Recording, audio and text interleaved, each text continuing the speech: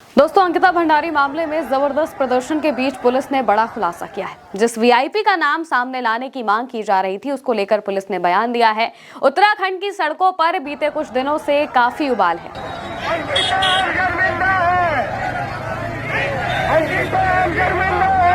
अंकिता को न्याय दिलाने के लिए पहाड़ के लोग सड़कों पर उतर चुके हैं और सबसे पहले उस वीआईपी का नाम जानना चाहते हैं जिसके लिए अंकिता को गलत काम करने पर मजबूर किया जा रहा था और उसे स्पेशल सर्विस देने की बात की जा रही थी।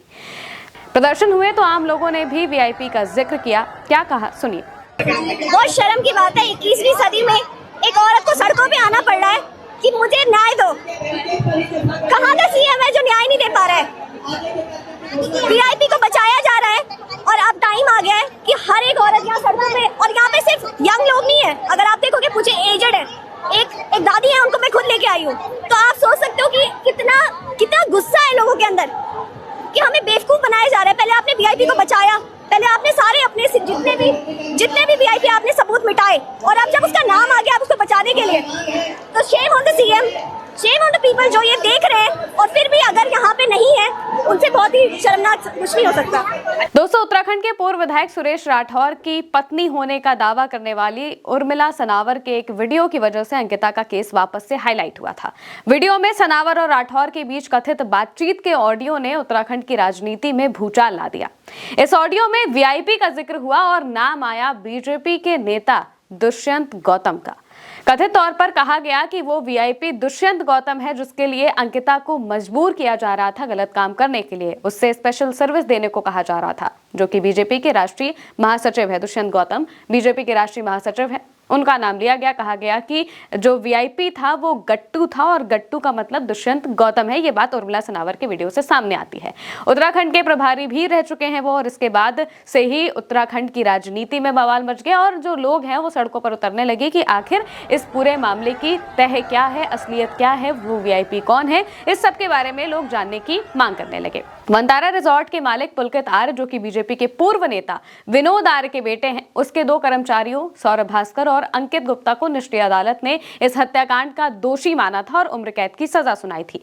पुलिस की जांच में सामने आया था कि रिजॉर्ट में आए किसी वीआईपी गेस्ट को सेक्सुअल फेवर देने से इनकार करने पर पुलकित आर्य ने अंकिता भंडारी की हत्या कर दी थी और अपने दो कर्मियों सौरभ और अंकित के साथ मिलकर लाश को ठिकाने लगा दिया था। और ऑडियो में जिस वीआईपी का जिक्र है, कहा जा रहा है कि वो दुष्यंत गौतम है।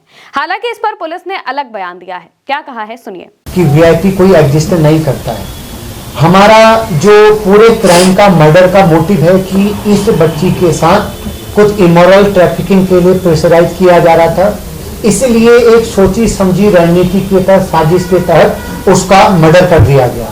ये आप सब लोग अवेयर हैं इस बात से। इसी में तीनों कोर्टों ने इसको कंसीडर किया। जो ट्रायल कोर्ट है उसने इसमें सजा दे रखी। दोस्तों, हरिद्वार के पुलिस अधीक्षक ग्रामीण शेखर सुयाल ने बताया है कि आरोपियों के चैट और अंकिता के दोस्त से पूछताछ में जिस वीआईपी का नाम लिया गया था वो नोएडा का रहने वाला धर्मेंद्र कुमार उर्फ प्रधान था और वो कोई भी वीआईपी नहीं है। उन्होंने कहा कि जांच के दौरान पुलिस धर्मेंद्र तक पहुंची और उससे पूछताछ में पता चला कि अंकिता की हत्या से 2 दिन पहले वो क्षेत्र में किसी काम से गया था और वंतरा रिजॉर्ट में खाना खाने के लिए कुछ देर रुका था।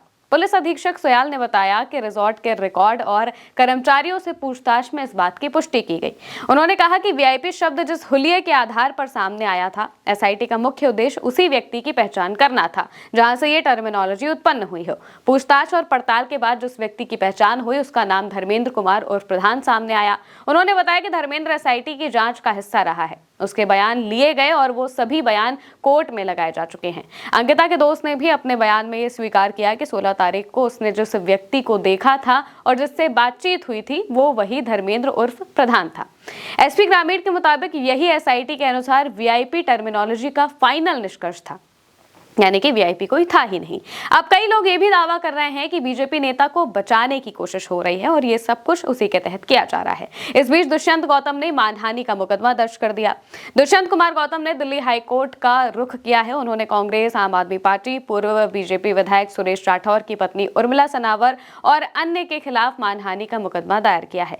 अपनी याचिका में गौतम ने 2 करोड़ रुपए हर्जाने के साथ साथ सोशल मीडिया पर अपने खिलाफ डाले गए कथित मानहानिकारक सामग्री को हटाने की मांग की है। उनकी इस याचिका पर दिल्ली हाईकोर्ट 7 जनवरी को सुनवाई कर सकता है। हालांकि कांग्रेस इस पूरे प्रकरण की जांच सुप्रीम कोर्ट के मौजूदा या फिर रिटायर्ड जजों की निगरानी में सीबीआई से कराए जाने की मांग कर रही है। उत्तराखंड के लोग अंकिता के लिए न्याय चाहते हैं और धीरे धीरे उत्तराखंड में जो प्रदर्शन है वो बढ़ते जा रहे हैं, क्योंकि लोगों के सब्र का बांध भी लगातार टूटता जा रहा है। अब देखना होगा कि आखिर अंकिता के केस में क्या आगे कुछ काम होता है या फिर ये प्रदर्शन आगे जाके ठंडे पड़ जाएंगे। फिलहाल के लिए मेरे साथ इस खबर में इतना ही। आप देखते रहिए उल्टा चश्मा यूसी।